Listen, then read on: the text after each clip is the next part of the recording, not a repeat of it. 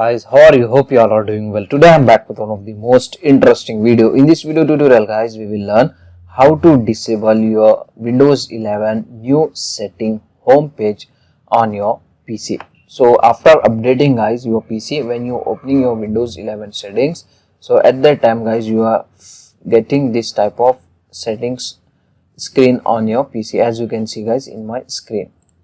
So if you want to get back your old setting page, so for this guys you can try this method. Press Windows key button and here you need to type edit group policy. After this guys, just open it. After opening, extend computer configuration and then you need to extend administrative templates like this, and here you need to select control panel.